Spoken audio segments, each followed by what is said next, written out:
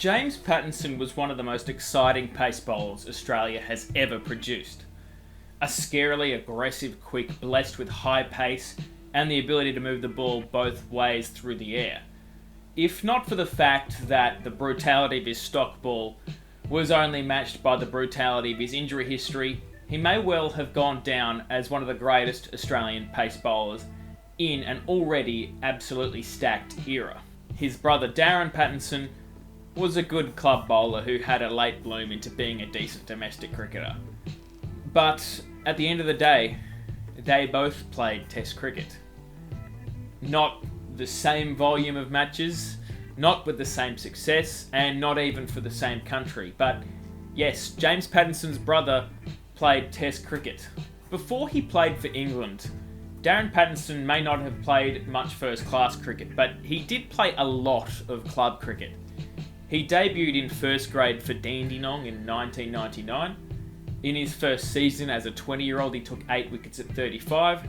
He followed this up the next year with what could have been a breakout season, with some fortune, taking 27 wickets at a touch over 20. But his 2001-02 season was an absolute fizzer, taking 16 wickets at 43. And the season after, he didn't even play any cricket, as far as I can tell, saying in an interview later that he'd given cricket away for the whole year. By the start of the 2003-04 season, he's a 24-year-old who's just missed an entire season of cricket and has a career record in Premier Cricket of 51 wickets at nearly 30 runs apiece.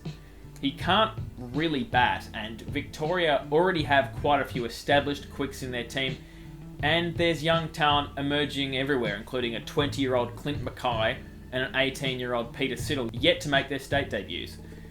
The idea that Darren Pattinson would become a state cricketer at this point, let alone play a test match, seems utterly fanciful. But this is when he starts to find some consistency. Over the next 3 seasons, he takes 92 wickets at 23 in Premier Cricket and starts performing really well in the early stages of the 2006-07 season, taking 17 wickets in his first 8 matches at 16, including a 4 for 12 at the end of this stretch, and he's called up to the Victorian squad for a one-day match due to a spate of injuries, despite never having even trained with the state team. It was on the same day that his brother James was selected to play for Victoria's under-17 and under-19 teams. And Darren performs creditably enough and manages to play a scarcely believable 12 matches for Victoria in that season, making debuts in all 3 formats. That said, he doesn't really blow the lights out, averaging 47 in 3 first-class games and 33 in one-day matches, but he's clearly in the state selector's thoughts, and again, he plays for Victoria the next season with better results, but fewer opportunities due to injury. But in a decision that would change his life, he parlays his meagre professional record and his British passport into a 2-year contract with Nottinghamshire, on the recommendation of his Victorian teammate David Hussey. He'd actually trained with the county in the previous year, but got injured in his first game for the second 11. Injury-free this time, he made a real bang. On debut, he took 5 for 22 in the first innings and 3 for in the second, followed by a 6-wicket haul in the second match, and then another 5 for in his 6th match. Across his first 6 matches of that season, he took 29 wickets at 20. By early July, he had, in news that I don't think anyone remembers at all, been selected in England's Champions Trophy preliminary squad for a tournament that did not go ahead in 2008, so nothing came of that. But on the 17th of July, he was added to England's Test squad for the second Test match against South Africa. Ryan Sidebottom had been injured. The selectors didn't trust Matthew Hoggard or Steve Harmison. Simon Jones was technically fit, but considered too risky due to his injury history. And the selectors were looking towards picking a player who could swing the new ball. But Chris Tremlett had already been brought in as cover for the match before Darren Pattinson had, and only one spot was going, so most people, including the captain of England, Michael Vaughan, just presumed that Tremlett would make his Test debut. Correction, Chris Tremlett had already played 3 tests and had performed pretty creditably, so actually makes the selection of Pattinson, all things considered, even weirder. Anyways, as I'm sure you could guess at this point, Pattinson was the one chosen to make his Test debut. Immediately there was bewilderment and confusion. Nobody actually seemed to know who this guy was. He'd played half a season of county cricket. Admittedly, he'd done very well. And a couple seasons for Victoria as a backup rotation pace bowler. And he was almost 29 years old. He'd only played 11 first-class games, and most bewildering to many England fans, he was an Australian. Even his captain seemed to know absolutely nothing about him, and they'd never met. As an aside, I will say it's not like they just picked some random Australian bloke who had no connection to England. Despite spending most of his life in Australia, Darren Pattinson hadn't actually ever acquired Australian citizenship, as far as I can tell. And on this player profile that I found from the Dandenong Cricket Club website from 2008 through the Wayback Machine, he calls Ian Botham his most admired player, though for reasons you'll find later, that might have been a piss take. I actually can't really tell. On Test Match Special, Christopher Martin Jenkins termed it the biggest rabbit out of the hat selection since Douglas Carr in 1909, who, before doing research for this, I had never heard of and knew nothing about. But in summary, Douglas Carr was a 37-year-old bloke who'd only learned how to bowl the googly in the year before, and basically just exploited that before anyone had any idea how to play the googly. And he bowled 70 overs and took 7 for 282 across the innings, and he never played another Test again. Anyways, back to Darren Pattinson. How did he go? Well, predictably not great. His first involvement came with the bat, where England evidently rated him so poorly that he batted not just below Jimmy Anderson, but below Monty Panesar. He strolled to the crease, nicked Morne Morkel for 4, nudged his way to 8, and then got done by Stain, caught behind, which, I mean, that can happen to anyone. After being sent in, England had made a pretty paltry 203 on a good batting pitch, giving themselves an entire session to bowl on the first day. After Anderson delivered the first over, Pattinson had his first taste of bowling in international cricket. His first over was steady, and then he overpitched a bit before being replaced after just his third over. Not a lot of swing on offer, no chances created, not a very good first spell. And he wasn't to be seen for the rest of the session, with Anderson and Flintoff doing the bulk of the bowling. The next day he got a chance to bowl his second spell from the 38th over onwards, and in his 7th over of the innings, finally got his first wicket. I've noticed that quite a few one-test wonders take their first wicket and get a legend with it, and Pattinson is no different, claiming Hashim Amla as his first Test wicket. And all I can say is that he should be thankful that they weren't playing with DRS, because it's a bit of a dodgy decision. But England seriously struggled to make inroads all match, and de Villiers and Ashwell Prince kept on piling on the runs thereafter, pushing South Africa into the lead and driving England into the dirt. It took until the 119th over to break the 5th wicket partnership, and it was Pattinson who did so with a nice seeming delivery to take Ashwell Prince's edge.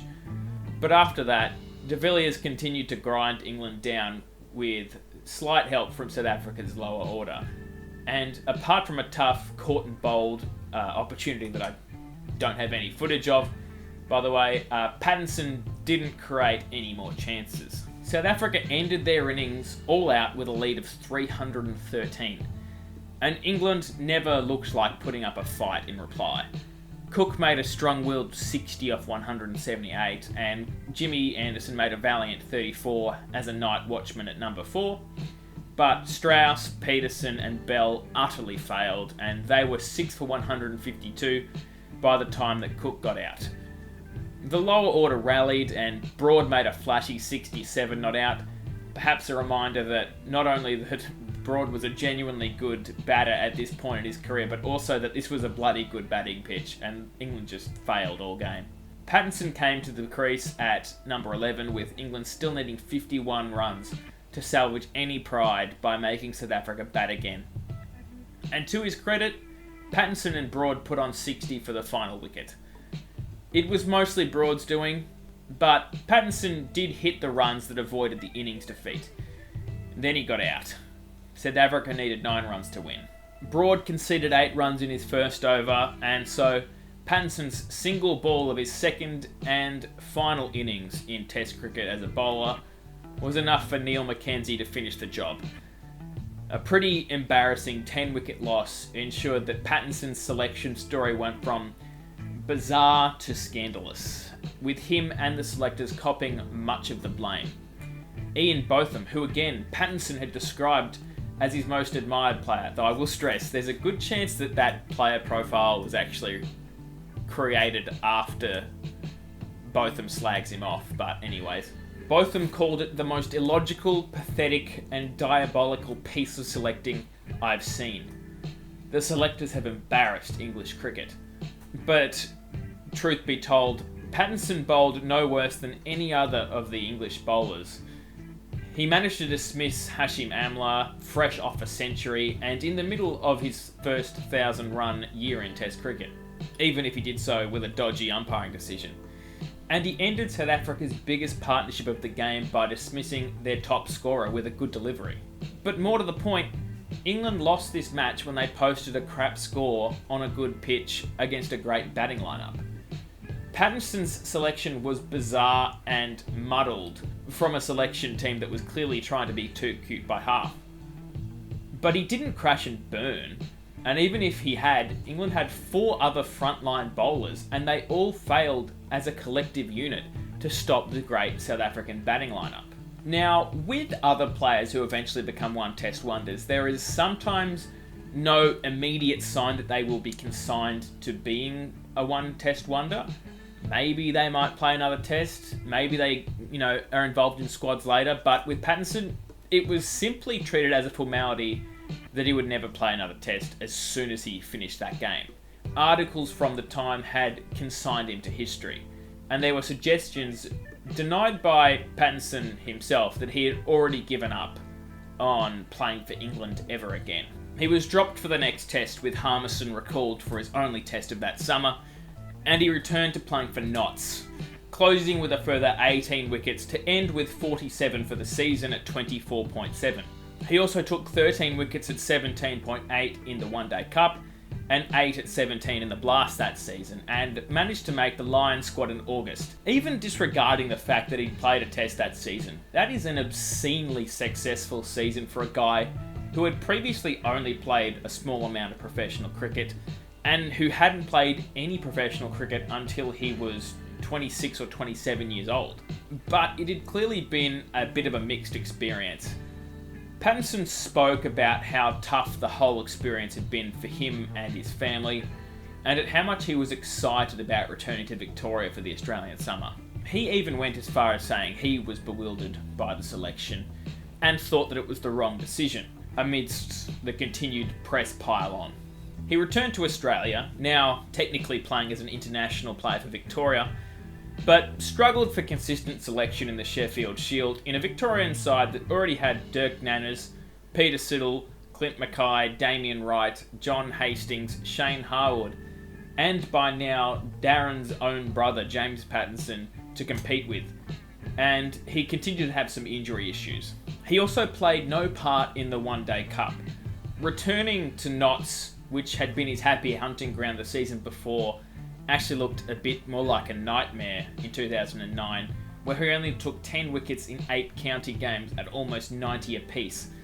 And if the hope he had for a recall to the English side had previously been minute, it was now non-existent.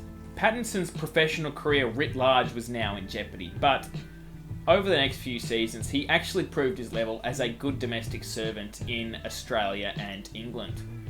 He would take 93 more first-class wickets at a touch over 30, not bad for the era of better batting wickets, and 43 one-day wickets at 26, split pretty evenly between Notts and Victoria, before his career came to a pretty natural conclusion.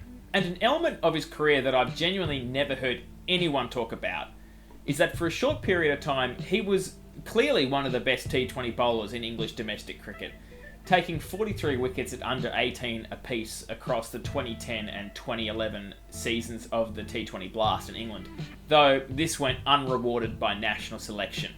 He played his last first-class match in 2011, and managed to continue playing white ball matches until 2013, before bowing out from professional cricket in a pretty low-key manner.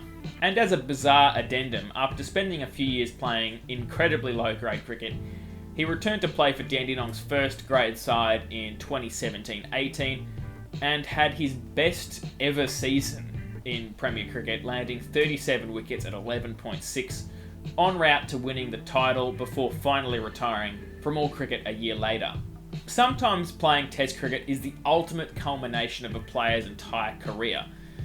It's a reward for their lifetime of work towards it, and it's a true reflection of quality on a player's resume to prove that they were among the deserving few to wear those precious Test whites.